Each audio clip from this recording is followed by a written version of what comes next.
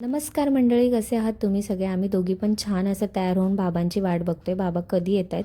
आणि तब्बल 1 वर्षांनी आम्हाला गावाला जायचं होतं.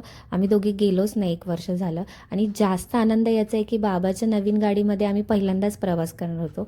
आणि असं झालं होतं की कधी एकदाचं गाव येते आणि आम्ही गावाला जातोय. गावाला जाताना हा निसर्ग जो दिसतो ना, बघायला खूप जास्त आनंद वाटतो. कारण 1 वर्षाने जेव्हा आपण बाहेर पडतो ना, तेव्हा खरंच खूप फ्रेश वाटतं.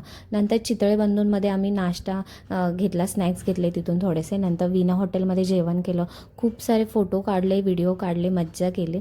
आणि परत पुढचा प्रवास चालू केला.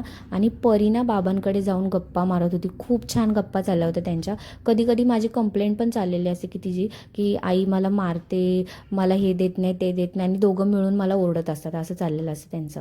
सो आम्ही एका ठिकाणी थांबलो. तिथे आम्हाला डिझाईनवाली मॅट हवी होती, कारण एक कार्यक्रम आहे, पण काय तिथे अवेलेबल नव्हतं. पण नंतर आम्ही जयशंकरमध्ये कुंदा चहा घेतला.